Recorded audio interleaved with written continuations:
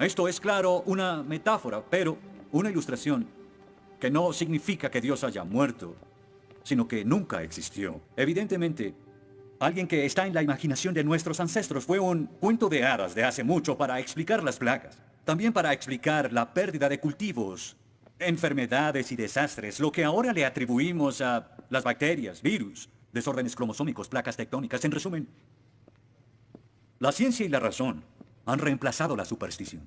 Y somos el resultado de todo eso. Y con su permiso, me gustaría evitar este debate sin sentido y saltar directo a la conclusión que todo estudiante debe saber. No hay Dios. Lo único que necesito de ustedes es que escriban en el papel que les acabo de dar 3 simples palabras. Dios está muerto.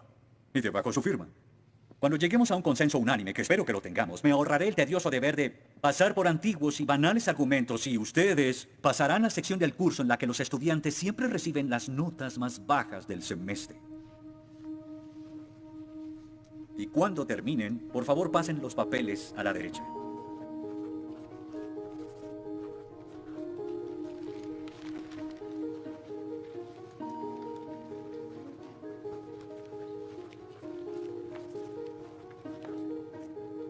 Gracias.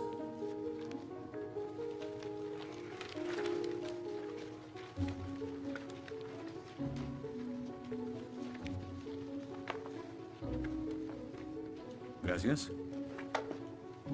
Oh, una D minúscula. Esto debería tener crédito extra. Gracias. Disculpe, señor... Wheaton. Josh Wheaton. Señor Wheaton, ¿le pasa algo? No puedo hacer esto. No puedo hacer lo que pide, soy cristiano. No, no se preocupe, aún puede regresar a su dormitorio, arrodillarse y llorar al lado de su cama si quiere. Lo que haga con su vida es su problema, pero lo que haga aquí en la clase es el mío. Yo no puedo. Muy bien, señor Wheaton. Déjeme explicarle la alternativa. Si no puede admitir que Dios está muerto para el propósito de esta clase, entonces tendrá que defender la antítesis de que Dios no está muerto y será enfrente de la clase, en el atril. Y si falla, que de hecho lo hará, perderá esta sección que equivale al 30% de la nota final de este curso. ¿Lo acepta? ¿Quién decide si gano o pierdo la discusión? Pues yo lo haré. Es mi clase. Yo dirijo. La evaluación es mi privilegio. Con todo respeto, pero no creo que sea objetivo. ¿Y qué es lo que propone? Bien... ¿y qué tal ellos? Bien, es interesante, pero ¿por qué darles el poder a ellos? Ya los convenció. Lo que debo hacer es desconvencerlos, para que admitan su error.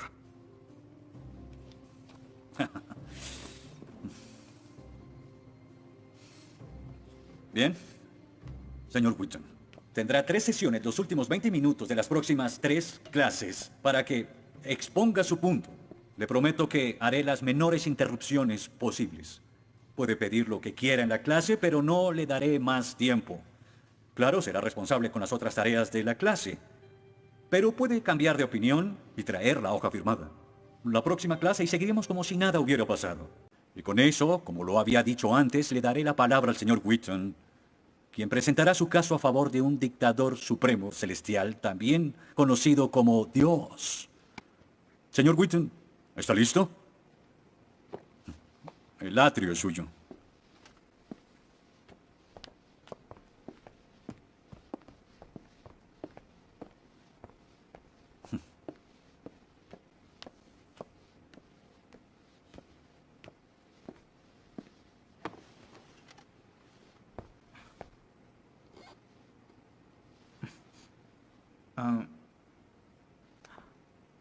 Los ateos dicen que nadie puede probar la existencia de Dios, y tienen razón. Pero yo digo que nadie puede refutar que Dios existe.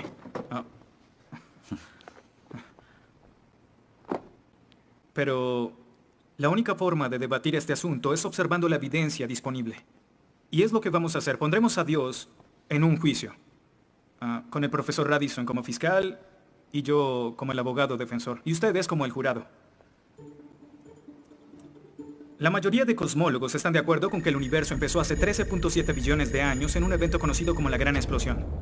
Ahora, analicemos la descripción del físico ganador del premio Nobel Steven Weinberg de cómo habría sido la Gran Explosión y, ya que él es ateo, podemos estar seguros de que no hay ninguna inclinación religiosa en su descripción. Al principio, hubo una explosión y en 3 minutos, 98% de la materia que hay o habrá se produjo. El universo apareció. Por 2500 años, la mayoría de científicos estuvieron de acuerdo con Aristóteles, con la idea de que el universo siempre ha existido sin inicio o final. Pero la Biblia no está de acuerdo. En 1920, el astrónomo belga Georges Lemaitre, teísta, que de hecho... ¿Qué es un teísta? Un teísta es alguien que cree en la existencia de Dios. Dijo que todo el universo saltó a la existencia en un billonésimo de segundo. De la nada, en un inimaginable destello de luz. Así es como esperaría que el universo respondiera si Dios hubiera dado la instrucción en Génesis 1:3 que exista la luz. En otras palabras, el origen del universo apareció como se esperaría después de leer Génesis y por 2500 años. La Biblia tiene razón y la ciencia está equivocada. Todo apunta a un Dios que lo creó, verán. En el mundo real no se ven cosas que se salgan de la nada, pero los ateos quieren hacer una excepción en esta regla. Específicamente en el universo y... Pero en su libro El espejismo de Dios, Richard Dawkins dice que si me dices que Dios creó el universo, entonces tengo el derecho a preguntar quién creó a Dios. La pregunta de Dawkins solo tiene sentido en términos de un Dios que ha sido creado. No tiene sentido en términos de un Dios no creado. ¿Qué es la clase de Dios en el que creen? Incluso dejando a Dios fuera de la ecuación, tengo el derecho de devolverle la pregunta al señor Dawkins y decir, si el universo te creó, ¿quién creó el universo? Ven, tanto teístas como ateos están agobiados por contestar la misma pregunta de cómo iniciaron las cosas. Lo que espero que entiendan de esto es que no hay que cometer suicidio intelectual para creer en un creador tras la creación, y en la medida que descarten a Dios, se verán obligados a encontrar una increíble explicación de cómo las cosas iniciaron.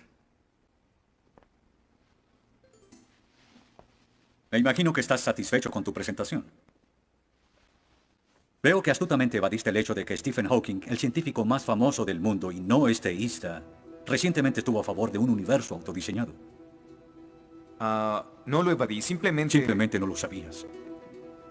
Bien, veamos lo que el profesor Hawking, profesor lucasiano de física de Cambridge, quien ahora ocupa la silla usada por Sir Isaac Newton, tiene que decir sobre el origen del universo.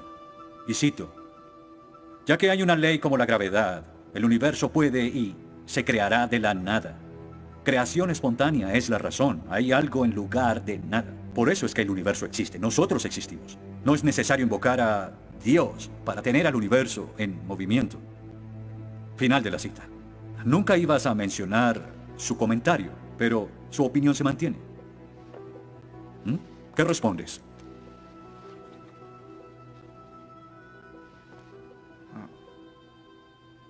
No sé. ¿No sabes? Pinché el globo de todo tu argumento con un solo alfiler y... ¿tú no lo sabes? Oh. Señor, me gustaría decirle que tengo la respuesta perfecta, pero no quebranta mi fe. Oh, ok. Así que el más grande cerebro científico de toda la historia dice que Dios no es necesario, pero un estudiante de primer semestre dice, oh, sí lo es. Wow, ¿sabes? Va a ser una decisión muy difícil. Pues estaré pendiente la próxima semana. Se acabó la clase. Gracias a una ley como la gravedad, el universo puede y se creará de la nada. Y para ser honesto, no sabía cómo refutarlo.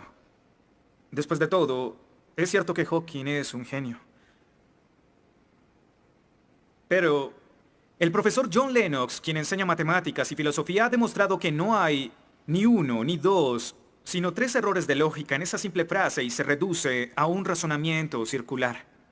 Hawking básicamente está diciendo que el universo existe porque necesitaba existir, y como el universo necesitaba existir, se creó a sí mismo. Es como si les dijera que la carne enlatada es la mejor que haya existido porque en toda la historia no hay comida que sea mejor. Quizá me vean extraño y les digo que nunca he probado nada más. Y tienen razón, lo estoy ratificando. Pero cuando Hawking afirma que el universo se creó a sí mismo porque así debía ser, y luego dice que tiene una explicación de cómo y por qué fue creado, no reconocemos que está haciendo lo mismo. Pero así es. Continuando con Lennox, sandeces se quedan en sandeces, aunque sean dichas por un famoso científico. Y el público asuma que son declaraciones de la Este es ciencia. el tope de la arrogancia. ¿Me estás diciendo que tú, un estudiante, afirma que Stephen Hawking está mal? ¿No? Lo que digo es que John Lennox, profesor de matemáticas y filosofía, encontró que las razones del profesor Hawking son incorrectas. Y si no soporta mi desacuerdo con Hawking, le sugiero que vaya a la página 5 de su libro, en donde insiste en que la filosofía está muerta. Y si está tan seguro de la infalibilidad de Hawking y la filosofía realmente está muerta, entonces no hay necesidad de esta clase.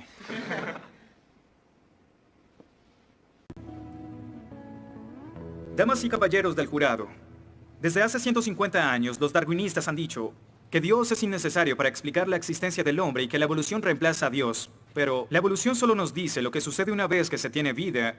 Así que, ¿de dónde viene ese algo que tiene vida? Darwin nunca lo dijo, quizás supuso que un rayo cayó en una piscina con los químicos correctos. Lotería, un ser vivo. Pero no es tan simple. Verán, Darwin afirma que el ancestro de todas las cosas vivientes vino de una sola cosa. Un organismo simple que se reprodujo y se modificó con el tiempo en una forma de vida más compleja. Por eso es que después de contemplar su propia teoría, Darwin pronunció su famosa declaración: Natura non fucking saltum, lo que significa: la naturaleza no salta. Y como el famoso autor Lee Strobel dijo, si puedes imaginar los 3.8 billones de años que los científicos dicen que la vida ha estado entre nosotros en un día de 24 horas, en el espacio de 90 segundos, la mayoría de grupos de animales de repente aparecieron en las formas que actualmente tienen. No como Darwin predijo, sino en términos de evolución, casi instantáneamente. Así que, la naturaleza no salta, se convierte en la naturaleza dio un gran salto. ¿Cómo los teístas explican tanta información biológica?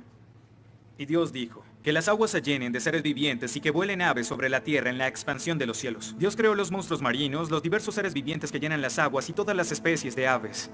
Y Dios vio que esto era bueno. Génesis 1:20. En otras palabras, la creación sucedió porque Dios lo dijo. Y lo que parece para nosotros un proceso oscuro sin guía, pudo realmente ser controlado de principio a fin.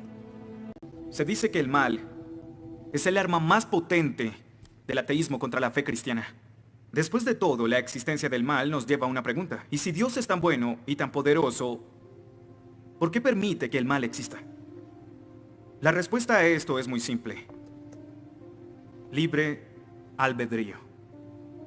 Dios permite que el mal exista por el libre albedrío. Desde el punto de vista cristiano, Dios tolera el mal en este mundo por un tiempo, para que un día todos los que eligieron amarlo estén con Él en el cielo, apartados del mal, pero con el libre albedrío intacto. En otras palabras, la intención de Dios con el mal es destruirlo un día. Oh, qué conveniente. Un día me desharé de todo el mal del mundo, pero hasta ese momento tendrán que lidiar con las guerras, holocaustos, tsunamis, pobreza, hambruna y sida. Que se diviertan. Luego nos enseñará sobre el absolutismo moral. ¿Pero por qué no? El profesor Radisson, quien claramente es ateo, no cree en absolutismo moral, pero en su programa dice que planea hacernos un examen en la última semana. Apuesto a que si consigo una A en el examen haciendo trampa, inmediatamente empezará a sonar como un cristiano, insistiendo que está mal hacerlo. ¿Y qué base tendría él? Si el propósito de mis acciones es lograr el éxito, entonces, ¿por qué no podría hacerlo? Para los cristianos, el punto de la moralidad, lo que constituye lo bueno y lo malo, es una línea directa que nos conduce hacia Dios. Oh, ¿estás diciendo que necesitamos a Dios para ser morales? ¿Que una moral atea no es posible? No, pero sin Dios no hay una razón para ser moral. No habría un estándar para el comportamiento moral. Para los cristianos, mentir, robar, hacer trampa en un examen para lograr una calificación que no merezco está prohibido. Pero si Dios no existiera, según Dostoyevsky, este es el punto. Ahora, si Dios no existe, entonces todo es permitido. Y no solo es permitido, sino sin sentido. Si el profesor Radisson tiene razón, entonces nuestra lucha, nuestro debate, lo que decidamos aquí no tiene sentido. Nuestras vidas, nuestras muertes no serán diferentes a las de un pez dorado. Oh, qué ridiculez. Después de toda tu charla, ¿quieres decir que solo hay una opción? Creer o no creer. Así es. Eso es todo. De eso se trata todo. La diferencia entre su posición y la mía es que usted les quitó su elección. Les exigió que eligieran la casilla marcada con no creo. Sí, porque quiero liberarlos. Porque la religión es como un virus mental que los padres han heredado a sus hijos. Y el cristianismo es el peor de todos. Lentamente se mete en tu vida cuando estás débil, enfermo o indefenso. ¿La religión es una enfermedad? Sí. Sí, infecta todo. Es la enemiga de la razón. ¿Razón? Profesor, usted dejó la razón hace mucho tiempo. Lo que nos está enseñando aquí no es filosofía, ni siquiera es ateísmo. Lo que nos está enseñando aquí es antiteísmo. No es suficiente. Necesita que todos no creamos como usted. ¿Por qué no admites la verdad? ¿Quieres enredarlos en tu primitiva superstición? Lo que quiero es que tomen su propia decisión. Eso es lo que Dios No quiere. sabes cuánto voy a disfrutar reprobándote. Pero ¿a quién realmente quiere reprobar, profesor? ¿A mí? ¿O a Dios?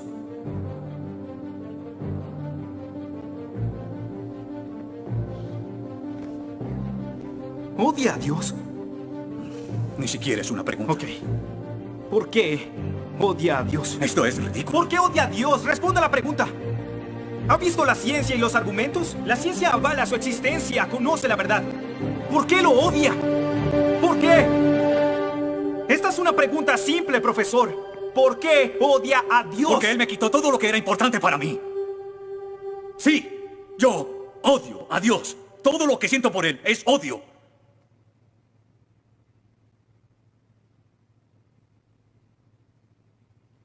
¿Cómo puede odiar a Dios si no existe?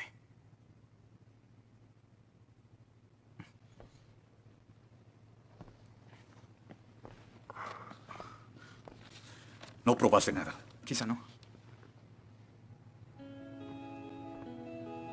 Ellos deben elegir.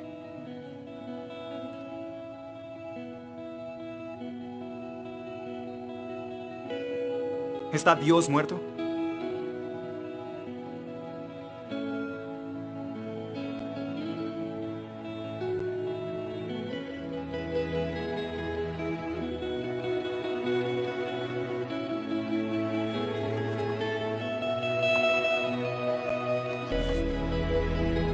Dios no está muerto.